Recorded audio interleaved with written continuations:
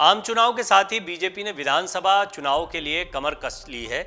साल के अंत में 5 राज्यों में विधानसभा चुनाव होने हैं। ऐसे में बीजेपी ने अपनी अभियान के साथ पार्टी के अंदर भी बड़े बदलाव किए हैं। बीजेपी ये भली भांति जानती है कि लोकसभा चुनाव का रास्ता इन राज्यों से होकर निकलेगा, यानी कि लोकसभा चुनाव फाइनल है तो विधानसभा चुनाव को सेमीफाइनल की तरह देखा जाता है। कई राजनीतिक विश्लेषकों का मानना है इसे सेमीफाइनल कहना गलत होगा, क्योंकि बहुत अलग मिजाज होता है विधानसभा चुनाव और लोकसभा चुनाव का।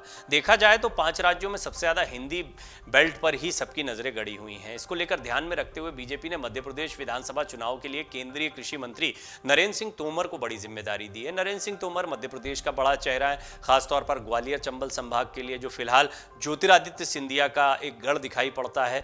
लेकिन यहां पर अब पहले से भी बीजेपी के मजबूत और कद्दावर नेता रहे नरेंद्र सिंह तोमर उनमें से एक हैं।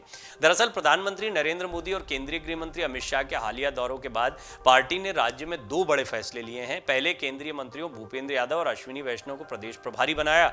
इसके बाद शनिवार सुबह को केंद्रीय कृषि मंत्री नरेंद्र सिंह तोमर को चुनाव प्रबंधन समिति का संयोजक नियुक्त करने का ऐलान किया। उनकी नियुक्ति के बाद से केंद्रीय मंत्री ज्योतिरादित्य सिंधिया को लेकर कयासों का दौर शुरू हो गया है। बता दें कि बीते मंगलवार को अमित शाह की भोपाल में पार्टी नेताओं के साथ बैठक के बाद ही लगने लगा था कि पार्टी चुनाव के लिए जल्द ही अपनी टीम का गठन करेगी। ताज्जुब यह है कि इन बैठकों के बाद सबसे ज्यादा व्यस्त केंद्रीय मंत्री ज्योतिरादित्य सिंधिया दिखे थे।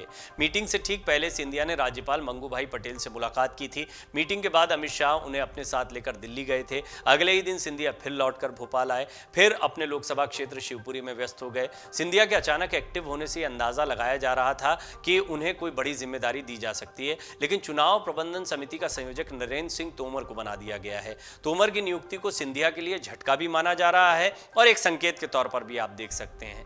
झटका क्यों माना जा रहा है, पहले वो समझते हैं। पहला तो तोमर को सिंधिया का राजनीतिक प्रतिद्वंदी माना जाता है। दूसरा ये भी कि सिंधिया की तरह तोमर भी ग्वालियर चंबल क्षेत्र से आते हैं। पार्टी अपनी टीम में इस क्षेत्र से और कितने नेताओं को जगह देगी, ये फिलहाल स्पष्ट नहीं है। ये संकेत कैसे हो सकता है? सिंधिया को हो सकता है कुछ और बड़ी भूमिकाओं के लिए रखा हो। क्या सिंधिया को चेहरे के तौर पर प्रोजेक्ट किया जाएगा, जिस तरह से उनकी एक्टिविटी बढ़ी है, या सिंधिया को अपने गढ़ में और मजबूत करने के प्रयास किए जा रहे हैं ताकि उनके ऊपर किसी तरह का एक हार का ठीकरा ना फूटे, क्योंकि कांग्रेस उन्हें उनके गढ़ में घेरती दिखाई दे रही है।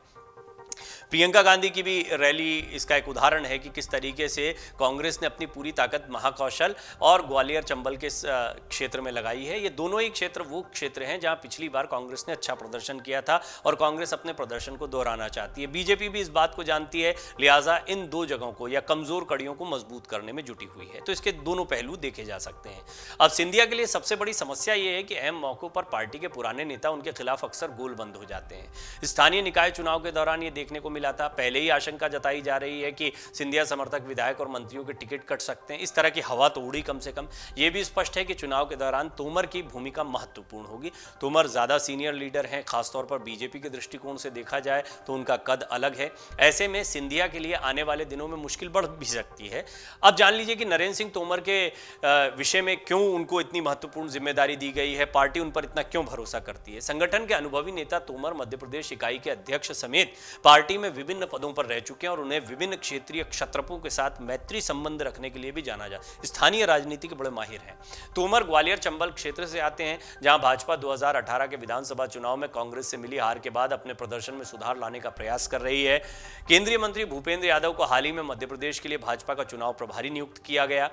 राजस्थान, मध्य प्रदेश, छत्तीसगढ़, तेलंगाना और समेत 5 राज्यों में जो विधानसभा चुनाव हैं वो साल के अंत में होने हैं। इसको लेकर दोनों ही पार्टियां, खासतौर पर कांग्रेस और बीजेपी, अपनी तैयारियों में जुटी हुई हैं और मध्य प्रदेश में मुख्य मुकाबला बीजेपी कांग्रेस के बीच में ही है। यहां पर कई इंटरनल सर्वे हैं जिसमें कांग्रेस तो बहुत उत्साहित दिखाई दे रही है। कांग्रेस अलग अलग मोर्चों पर ज्योतिरादित्य सिंधिया को, शिवराज सिंह चौहान को घेरती दिखाई दे रही है। महाकौशल में अपनी ताकत को बढ़ाने का या बरकरार रखने का प्रयास करते पूर्व मुख्यमंत्री कमलनाथ दिखाई दे रहे हैं। लिहाजा बीजेपी ने भी यहां पर दिग्गजों की टीम को उतारा है। इससे पहले यह भी खबरें आ रही थी कि राजस्थान पर ज्यादा फोकस किया जा रहा है। क्या मध्य प्रदेश में और छत्तीसगढ़ में उतना उत्साह नहीं दिख रहा? छत्तीसगढ़ की तो बात अभी वैसी ही दिखाई पड़ रही है, यानी कि यहां पर कांग्रेस बहुत मजबूत स्थिति में दिखाई दे रही है क्योंकि कोई एक चेहरा नहीं दिखाई पड़ता। लेकिन मध्य प्रदेश की बात की जाए तो बहुत सारे समीकरणों के बीच में सिंधिया के गुट में एक बगावत के सुर भी देखने को मिले। कुछ लोग कांग्रेस में गए भी हैं।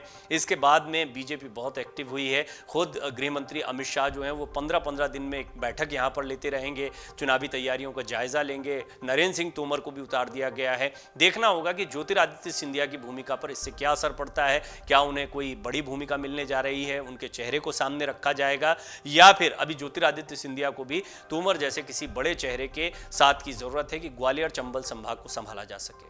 अमर उजाला अब आपके टीवी पर भी।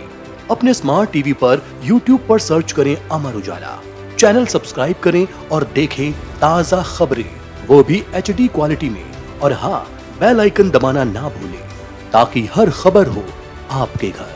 अमर उजाला, निष्पक्ष, निर्भीक, निरंतर।